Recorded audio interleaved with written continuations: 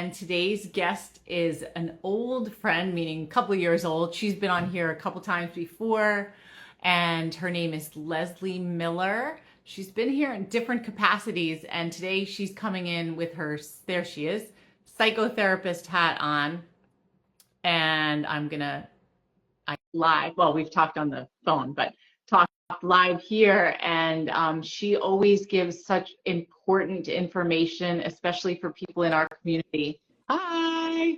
Hi. So good to see you again. You as well. Great to see you. Great to be back. Yes.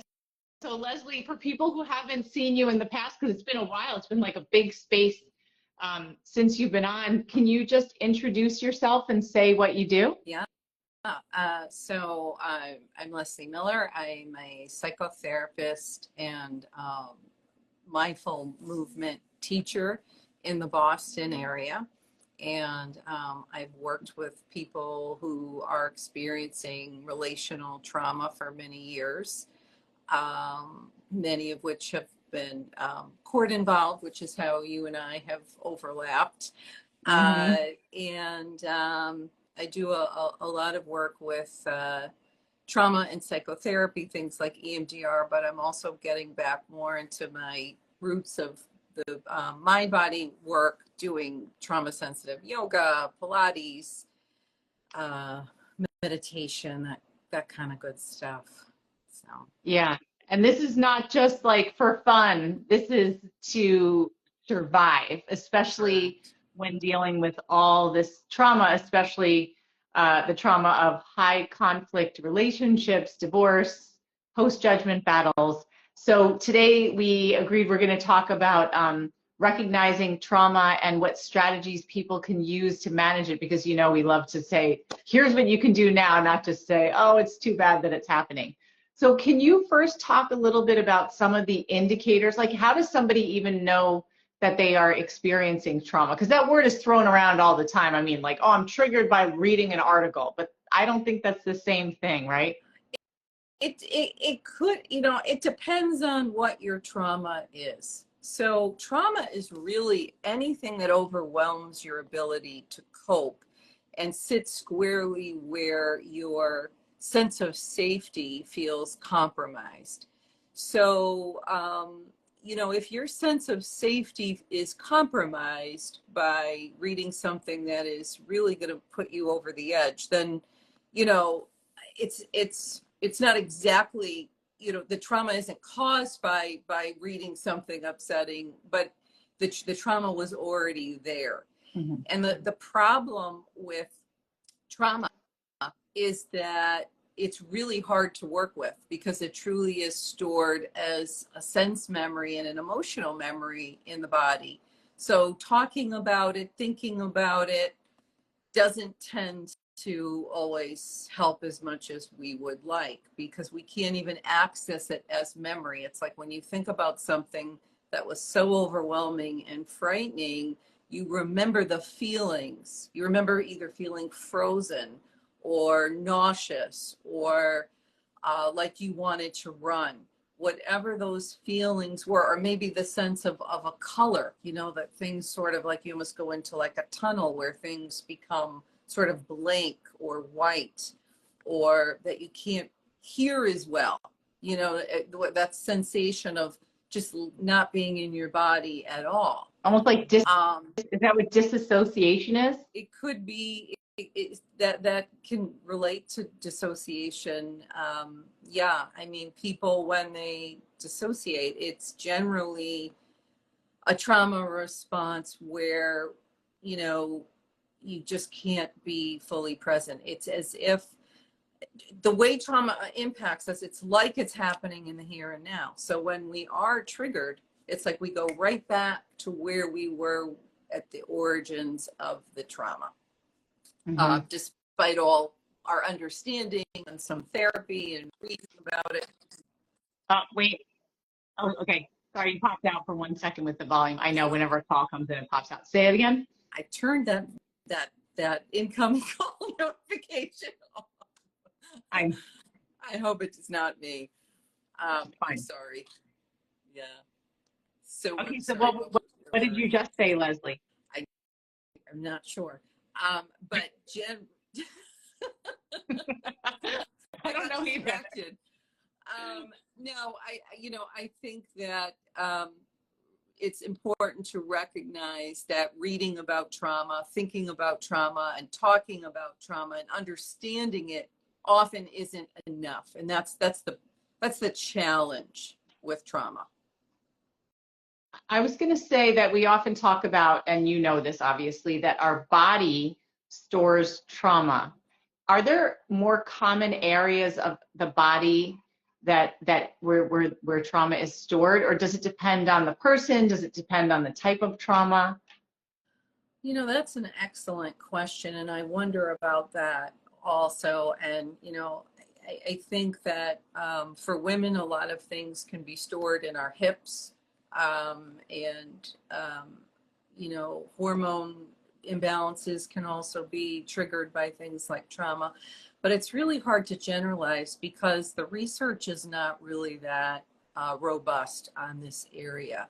One of the things that I'm really fascinated by is things like fibromyalgia. And for anybody who's not familiar with what that is, the symptoms of fibromyalgia really overlap very closely to symptoms that people suffering from complex PTSD have, headaches, widespread pain, pain and numbness in the limbs, chronic fatigue or really debilitating fatigue, GI symptoms, brain fog.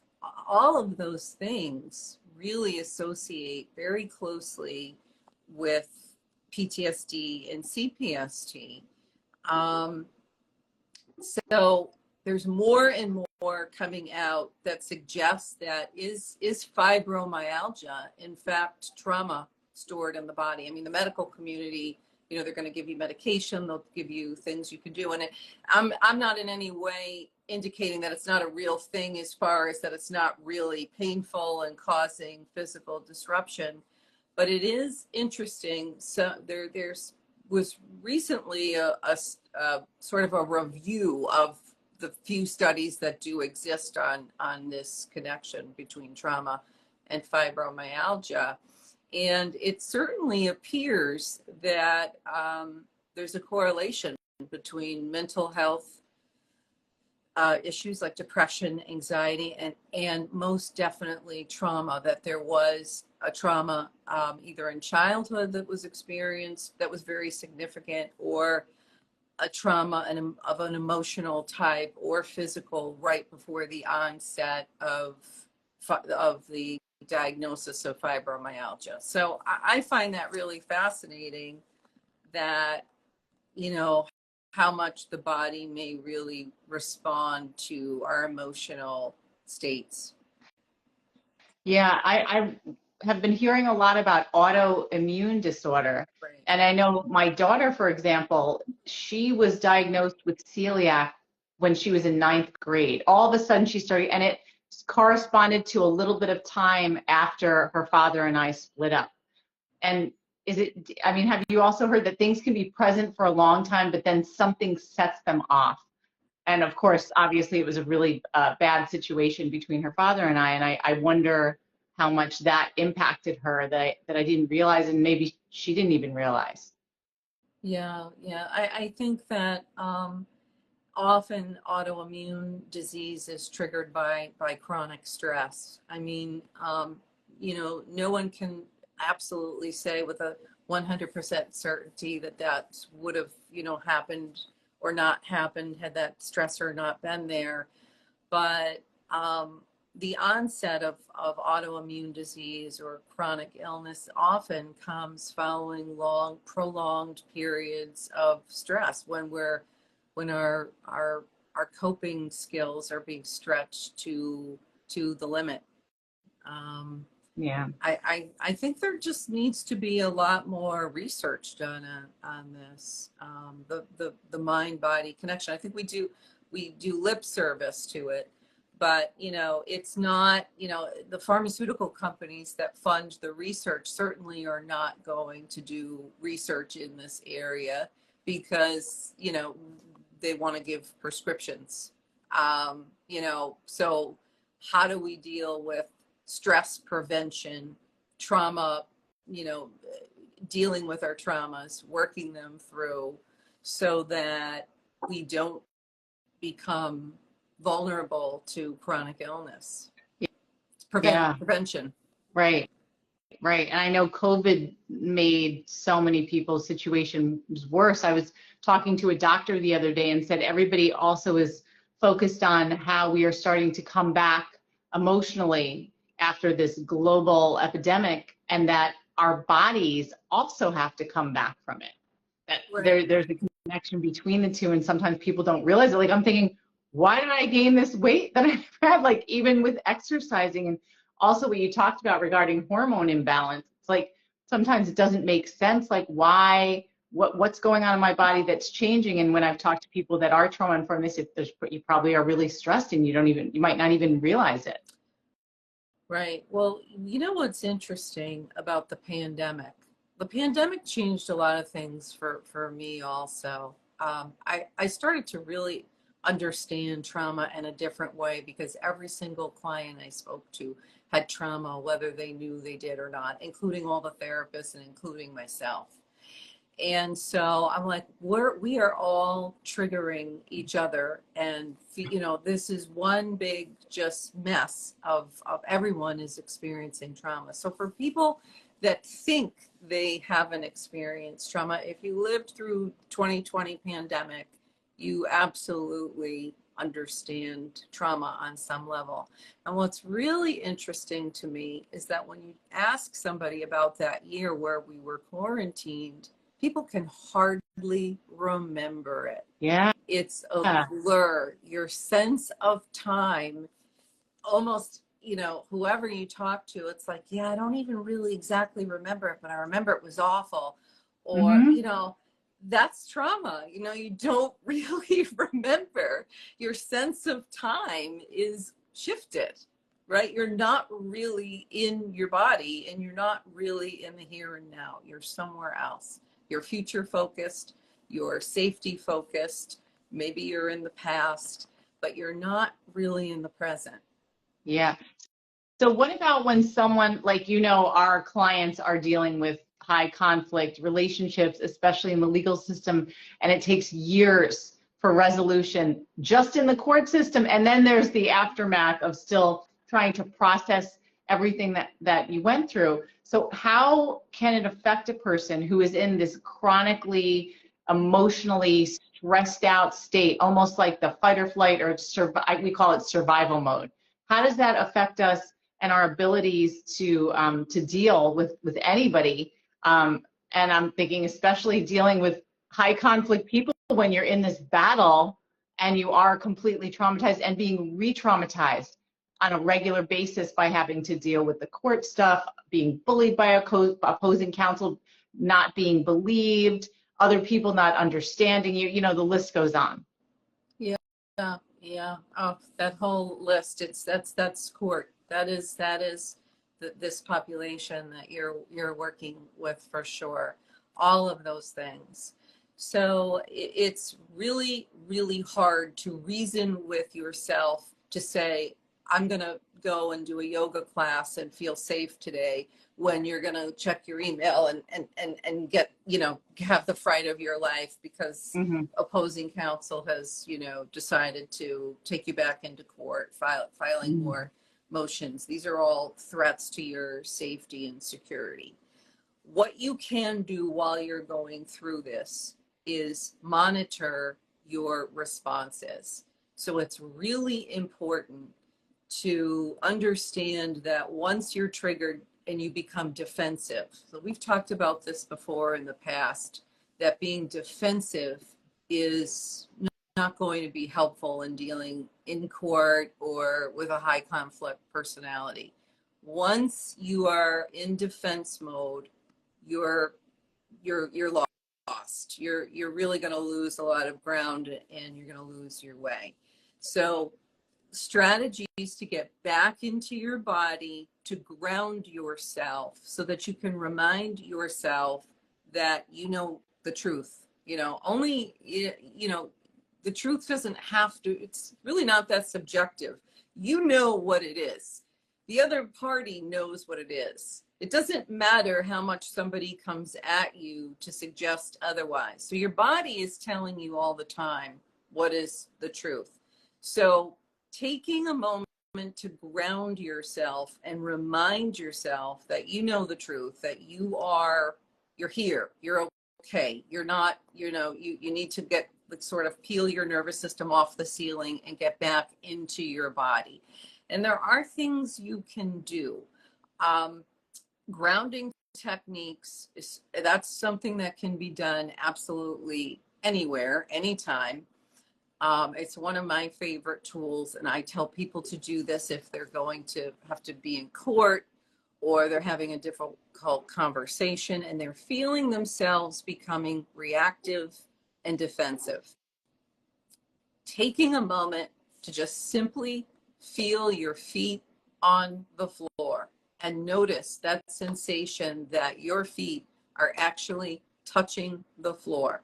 Sounds very simple, but almost too simple. But that one thing is just reminding you of where you are in time and space, right? Not thinking about the future. It's like, I know where my feet are. I know where my hands are.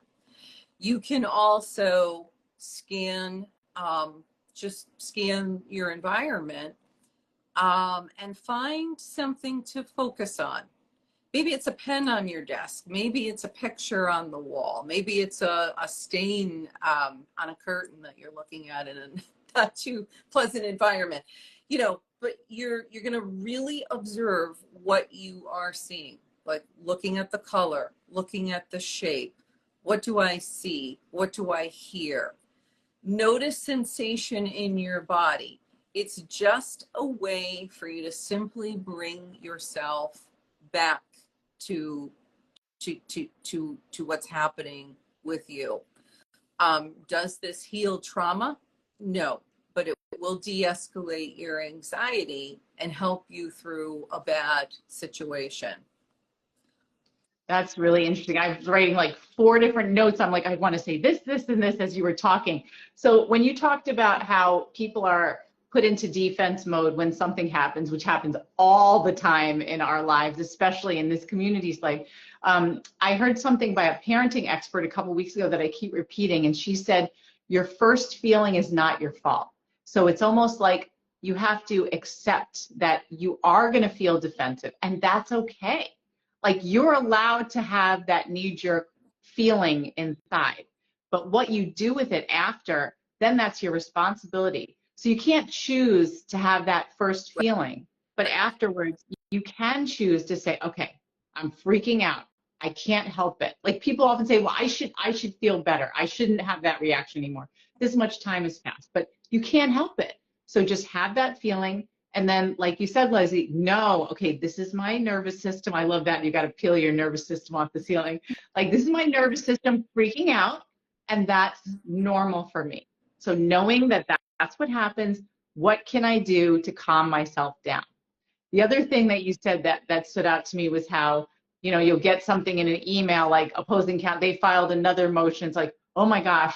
We often talk with our clients about how that is their strategy. They want you to be freaking out. That's why so many of them are bullies. That's why so many of them submit papers with false allegations, because they want you to freak out and respond with emotion. But I know from court myself and dealing with lawyers all the time, that court is not the place for emotion. The judge doesn't, it's not that they don't care about anything, but the emotion doesn't get you anywhere. People shut down when someone starts crying. I mean, it depends on the level, crying or screaming. And you have to keep in mind that that's what the other side is going to try to get you to do. And that's why it is so important to understand strategy and what's effective and what's not effective. And I'm so glad that you mentioned that simple thing about grounding, perfect word, where are your feet on the ground, and being reminded of that. Another thing you said was how people have to keep in mind what's true. I find that not more than anything, but a huge part of Chris's and my job is to constantly remind people of the truth, because they come in, we call them puddles. Like, it's like they're a mess. Like, oh my God, blah, blah, blah, this is happening. It's like, Okay, but who told you? Who told you that that's happening? They're like, well, my ex is saying they're going to do it. And we're like, but pause for a minute. That person, you cannot trust their judgment. The truth is this. We're going to remind you of the truth. We're going to go through the things that the judge actually cares about versus what you are being threatened with, that someone's going to take your kids away or put you in danger. So I think, do you find that too? You have to keep reminding people like, this is the truth and this is your head just spinning, and that's okay, but let me just bring you back and Right, say that's right, not true. right. Well, yeah, all of these are excellent points. I looked at your feed from, it must have been yesterday, where you talked about walking on eggshells. That must have been brought up in another context, Oh another yeah. interview or something. But so the act of reading minds and being a step ahead of the abuser or toxic personality, it was always your go-to survival, you know, reading faces. I mean, I have clients where they know when the way somebody threw their keys down on the table when they got home, like everything that was going to happen, and they would be ready for it. That you've become an expert on the other person's crap. You know the lies they're going to tell, and while it feels shocking, it's not so shocking at the same time because you've been so geared up and ready for it. So you've got to remind yourself that that's also your trauma response, is always living in the head of the other person and what they're going to do next and what they're going to do next and what they're going to do next. And you can't keep living there because that's your trauma response and your defense, your defensiveness is that you're always trying to over explain and why won't anybody hear me. You know, yes, you go into court and it's a two-sided scenario, and could the judge believe this other lying person? I like to use other words for them, but I'll be appropriate. You know, yeah, you might not be believed, but you know what? You still have to stand in your own truth. That's all you've got. Your story, your truth, what you know. And the more time you are spending on their false narratives, it's you're still living in the abuse. And that's what you left the relationship so that you would no longer be in the abuse. And I get that there's post-separation abuse and legal abuse, and I certainly am not minimizing that. But your real challenge is to separate your reality from their reality. Their reality already took you down a dark hole, right? You can't live there. Got to fight to stay in your own reality. That's really the challenge. Right, and that's why it's so important to have other Yeah. people to remind you, because you can't do that yourself. How can you, when you've lived for so long in someone else's delusion, how do you think that getting away is going to suddenly completely change things? Like we often talk about with emotional abuse, like physical abuse, it's easy, you can see the bruises. But once you're out, that person's voice is still in your head for a long time. Oh, that's so true. Verbal and psychological abuse has been studied to be much more damaging to people than an actual physical assault. It stays with people for a really long time. So that's when you know you really need trauma work. So I often have clients come to me where they get that they were, you know, in a relationship with a coercive controller or toxic personality, and they get it. They could write their own book on narcissism and And they coercive want to. control. They always want to. They're experts on it, but they'll say things like, I still feel really stuck, I still feel really stressed, I still feel really anxious. And they have all the residual trauma. So even though they understand their situation so well, they're not able to really break free from it because it's a habit. It's like, if my sense of safety is living in my fight response, then I'm gonna hang on to that. You're gonna have to really wrestle that away from me. For when that happens, and talk therapy and self-care in support work is not enough. Things like EMDR can be really, really helpful. That is a way of working in therapy to, it's essentially identifying what your triggers are, what is your negative cognitions around the trauma, and it can be around things like safety, responsibility, loss of autonomy, control, and power, and associating feelings and memories with that cognition. So if your power was completely stripped away in this relationship, and then court continued to erode your sense of power and autonomy and independence, how can we work with that cognition and try to desensitize you to those triggers? So we'll figure out, what are your triggers? You know, it's this memory in court, or it's this memory in the marriage, or this memory in childhood. And what EMDR does essentially is keep one of the things I do virtually is I use the tapping method. You can't really see what I'm doing, but it's a butterfly hug. It's a lot easier to do virtually than an eye movement method. And by stimulating, using a bilateral stimulation process like tapping or eye movement, we can keep our logic brain on so that we're able to process those memories, to desensitize those triggers. So that can be really impactful for people that you've gone through all this, you're on the other side of it, but still not feeling so great.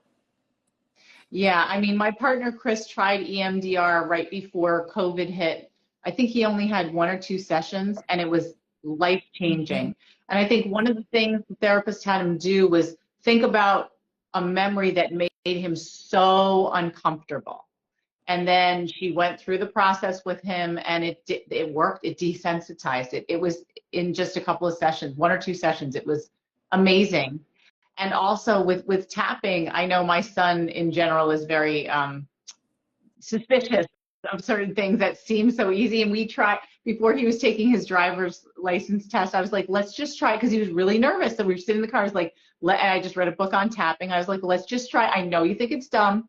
Let's just try it. And by doing the tapping, it's like your brain has to focus on certain things. Right. So it can't be stressed at the same time. Right. Because that's the thing with it. It has to pay attention to other things. And I don't know, but he passed the driver's test with no problem. And he started doing a little bit of tapping here and there. I think it's been a few years and he's forgotten, but it is so helpful. And something, and talk about empowerment, that's something you can do yourself once you learn how. It's free. You could do it anywhere. EMDR for trauma should be definitely done, with a therapist first. But the therapist can give you ways to maintain through tapping and like emotional freedom techniques and things that you can do, and something called resourcing, how to contain negative feelings and emotions as they come up. So yes, definitely it's worth looking into, and I would agree, people have really good results from doing it. Okay, and we just got something in that made me think of a question. I hope it's not too big of a question, but I love to ask big questions. Yeah. When their kids come back from the other parent and they don't feel safe, is there a way to kind of help them debrief or deprogram? Because we also hear all the time that the kids are like insane or they're exhausted, and they always need like so a the day child or two. doesn't feel safe, or the parent doesn't feel safe? I don't know if I'm clear on. Well, the parent is saying the children come back and they're all freaked out, so it's the child. Are there ways you can help your children sort of calm down or ground themselves? Yeah, I mean, grounding techniques can be taught to anyone. There are really good workbooks you can also get for, anxiety, and for kids, and also teens. I think having downtime, having quiet time, keeping the home sort of chaos free when they first come home, understanding that that might not be the best time to dive into, taking out the trash or doing homework, or that maybe they, figuring out how much time do the kids really need to sort of debrief from whatever it is that occurred. Not asking questions, just simply being there, maybe going for a walk, letting them play with pets if you have pets. Creating just a safe environment where it's okay just to be is really, it sounds small, and it isn't. Because, as you know, in an environment where you can't just be yourself and be authentic is what makes you feel unsafe. So if a kid can go up and slam their door and punch a pillow and throw something across the room, and they're not going to be punished for it because they had a horrible weekend and they didn't do anything, there was no holes in the wall or anything, you being like, yeah, that was bad, what's going on, I'm here for you to talk whenever you're ready, but I think you might need some time. How much time do you think you need? Maybe they can't even do that. Yeah. And you're just going to kind of wait it out until they're ready. So I think,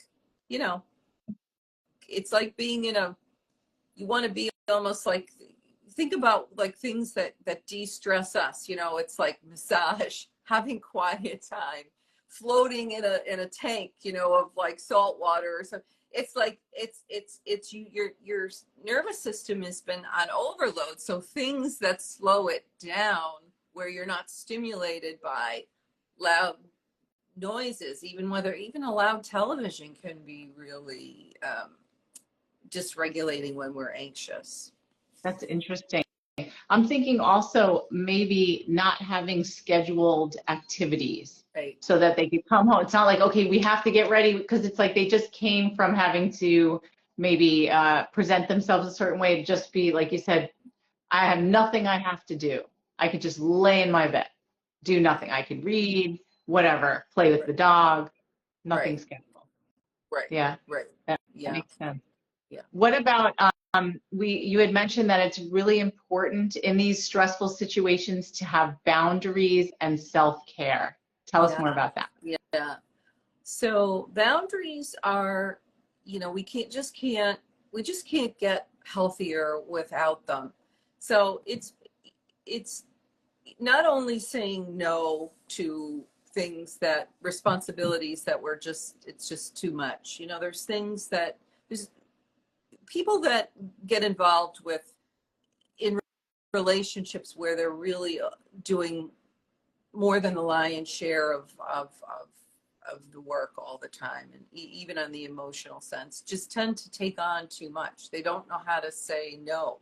They don't know how to not be super achievers and feeling like the whole world is resting on their shoulders, because really You're talking to a big, that's who you're speaking to.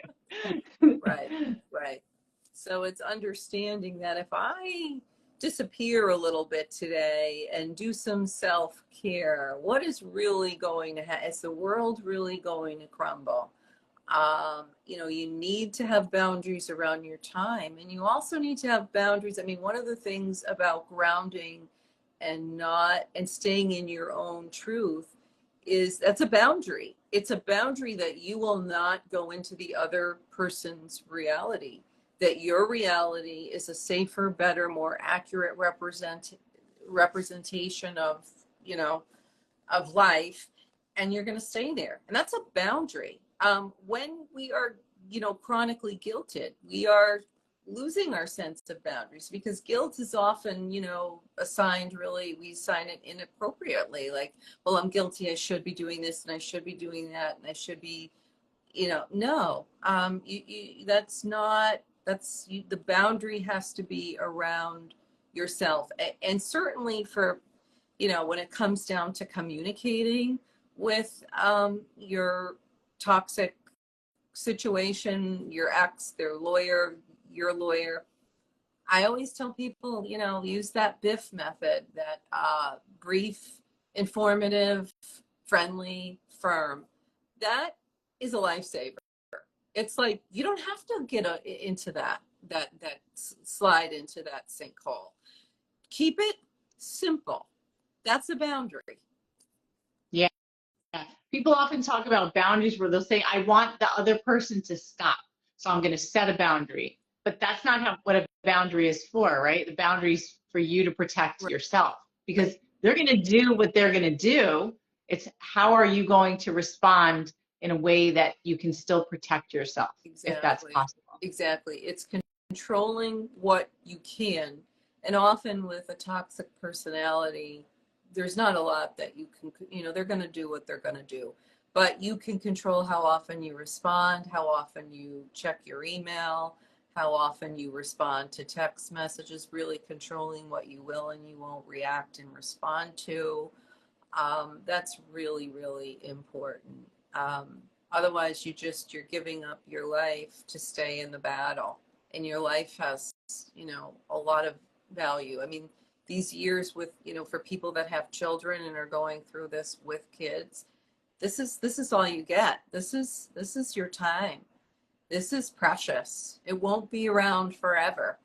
And don't give your nervous system over to someone who wants to exploit it and destroy it.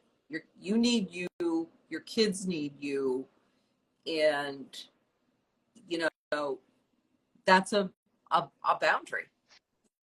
Yeah, I mean, I think back, my son did an interview a few years ago on a podcast and was asked, like, what did your mom do to help you the most? And he said she kept it together. That's so wonderful. Your kids need you to figure out a way to manage yourself, to keep it together for them, because if you don't, they take on your stress, right? They want to try and help, and they're helpless in the situation. They absolutely take on your stress, and they need you to be in the here and now, which means enjoyment too. That you're going to go off and do something fun.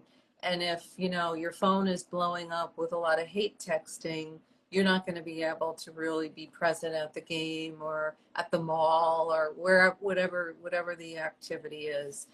And that's a crime, really. Those things make me, those are my buttons. When I hear, clients that we went on vacation, but I got, 75 to, I feel like my head is going to blow off when I hear that. Yeah. What do you turn your phone off? Maybe you need to do that. Remember, hypervigilant. I always have to respond. I always have to be there. If I don't, they're going to say something bad about me. If I don't, they're going to tell the judge that I just don't respond to, well, maybe that's true. Maybe it's not. But you know that you have a right to be on vacation that weekend. You can't be worrying about how they're going to spin it, because that's their reality, not yours. Yeah. I love this comment that just came in from Laura Sound Buddha. I turn my phone off when he hate texts me and he argues with himself. Because that's what they want to do. They want your attention more than anything. Right. Anything. And when you keep going back and forth, you're giving it to them. You're giving your attention and your nervous system and your emotional health. Right. Absolutely.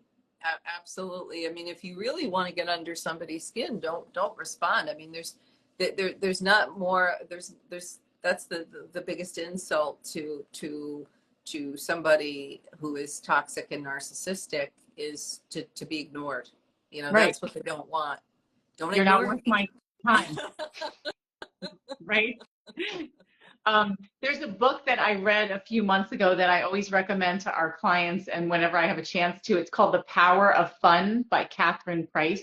I heard her talking on NPR about it, but she talks about the importance of not just self-care, but doing things that you actually enjoy that produce those pleasure hormones. And she talks about how you should think back to when you were a child and you were playing tag and you were completely in the moment, and how unfortunately in our society with the social media and the phones and the devices, that we're always getting interrupted. And we're always getting what she calls fake fun, like the little likes and hearts and things like that. and our brains are adjusting to that instead of actually taking the time to be connected with other people and doing things that we enjoy. And I feel like for our clients, and especially people in this community, it is important to have self-care, like the relaxing stuff, which is hard for me because I'm like a kind of fast, but also to do things that you really, really enjoy, like something creative, or going to a movie with a friend. I started doing little art parties with a few friends because I love the socialization, I love eating, and I love making stuff. And it's just really, it's almost like taking a mini vacation when you can just get away for even an hour or two and do something where you're immersed and not being interrupted. And I think it's really good for your body. I think so too. I think that's exactly what the doctor ordered, is fun. How can you, even when your life is really not where you want it to be, there are always pockets of where you can find the joy.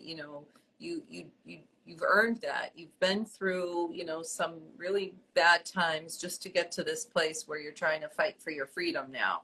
So you need to allow yourself to be free. You are free, but you need those reminders. And the way you remind yourself is through self-care and doing things that are enjoyable. I would also add, I just meant to say this on the boundary thing. So I have 2 Instagram accounts. One, I make sure that I don't follow anything upsetting, disturbing, I find that what you're looking at is also big. There are things that are really triggering on our phones, whether it's news, climate change, or court stuff, whatever is upsetting, it's going to pop right up on your phone. So controlling your devices, these devices they know everything that's on our mind, that we're looking at, Googling, talking about, thinking about. So be careful how you use your device, because that also impacts your mood, and your sense of the world. It's like, it can just seem like everything's hopeless because you're getting inundated with so much that suggests that. Yeah, there's a term, it's called doom scrolling. Yeah. And in the last couple of years, I try with our Instagram feed to not publish a lot of horror stories, because I think there's enough of that out there. And we meet so many people when they come to us, they're like, I'm going to lose, or this terrible thing is going to happen, because that's the kind of stuff I see. And I'm like, but that's actually a very tiny percentage, but it's very loud. But that's not really true. And so we have to often remind people there are, like, family court is not all biased, and just because you don't have lots of money and just because you're a woman means you're going to lose. Not at all. Like, we have a lot of successes, but you don't see news like that out there as much. So to really, I totally agree, like, really pay attention to what you're following, because those things will always scare you. And you're scared enough with your own life, so why continue to be reminded of other people's nightmares, which probably won't happen to you. Right. Exactly. Yeah, well said. So, Leslie, you also talked about the importance of movement as well as meditation, which to me are like the opposite. Tell us a little more about that. Yeah. Well, I mean, the whole experience of trauma is really losing your connection to your body. When we go into a dysregulated state, we're not in touch with our physical being. And when you're bringing up things like the playing and art and being present and playing hide and seek in a yard or tag, the joy is through being in touch with what our physical self. So you don't have to be a weightlifter or a marathoner or in amazing shape to take advantage of just doing what you can and being really mindful of it. Trauma sensitive and trauma informed yoga is a marvelous thing for people. It is restorative in nature. And I personally have found that, through some of my own trauma, that restorative practices are the things that have personally kept me from really falling apart. When, you know, anxiety gets so intense, it is really hard to overcome and to go do something. These restorative practices are more accessible. They're more available. You'll feel more energized after you do them. And, you know, anything that's trauma informed gives you a lot of choice. You know, for anyone who's been experienced things like coercive control or any kind of physical assault, you know, sometimes just being told what to do constantly, even in a class setting, you know, or even like, you know, my classical Pilates training, which I love, you know, there was a lot in that that was also problematic, that, you know, you're sort of following this really rigid, you know, I have freed myself from some of this kind of thinking where, you know, you want to inhabit your body in a way that's safe, which means choice, autonomy. I'll close my eyes if I want to, if I feel comfortable, if this feels good for me. People who have been touched inappropriately in an exercise class, that's a real no for somebody that's, you know, for anyone, but especially if you've experienced trauma. That should never happen. No one should ever touch you without asking permission. So I think those things that make you feel more vital and relax your nervous system, it's sort of like, you know, building blocks. The more you're able to relax and decompress and it feels good, even if it's just a window of 15 minutes that day, you're going to want to build on that. It's like, oh, that felt really good, so I'll do that like a little bit more. And then before you know it, you've built up this window where you can tolerate the good feelings, right? It's not about tolerating the bad feelings. Isn't that tolerating interesting? What you just said, to be able to tolerate the good feelings, because it's like you're so used to not. Exactly. It's learning how to feel safe and with a sense of feeling safe in your joy and in your state of relaxation and non-hypervigilance. So you have to create that window to be able to tolerate that if I allow myself to be not guarded, and if I allow myself not to be in fight mode, is something bad going to happen, or can I actually allow this? So it's like you have to create a discipline where you build it up slowly. Yeah, that makes so much sense. When you were talking about trauma-informed yoga, the thought popped into my head about goat yoga. Have you ever done goat yoga or heard of goat yoga? Oh no. My gosh. Leslie, and my daughter she went to farm camp when she was little, and she always loved goats. And there was this place, it was like an hour and a half from here, and we went with her friend. So it was about 30 people in a big room, and they let loose all of these baby and miniature goats. So as they were doing the yoga class, these little goats were like running around. Some were curling up in people's arms, some were climbing on their backs. It was so excellent. Like everybody was laughing. It was so much fun. So it kind of mixed the calm thing, but also with the joyful thing and connecting to nature. That sounds amazing. I'd like to do that. And great photo ops too. I'll have to find a goat yoga farm. Yes, yeah, sounds really for interesting. Sure.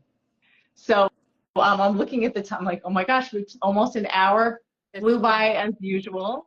So can you talk about what you do if somebody wants to find you, what you can help them with, or any of that? Yeah, so for anyone who's in the Boston area who would like to do trauma work that is in a clinical treatment, things like EMDR, you can connect to through my Instagram page. There's also a link there for my mindful movement practice, which is not treatment, but it does address areas that we're talking about. So when you talk about things like trauma sensitive yoga or mindful movement, it's an adjunct to what you're already doing in therapy. And I can work with someone really anywhere, because those sessions are both in person and virtual. So if somebody wants to reach out and do some trauma-informed movement, I'd love to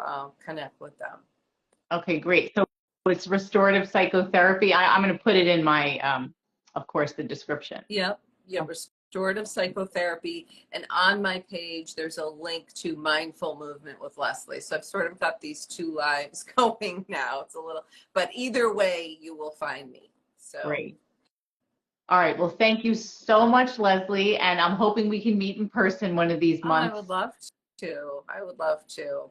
Yeah, but this I'm seeing that is really, really helpful. Sunflower behind you, and it's reminding me of my recent trip. It's really a nice setting. Saw a lot of sunflowers this summer, so. Oh, good. Yeah, it's one of my favorites, but those are not real. But yeah, I love them. You fooled me. I have a black thumb.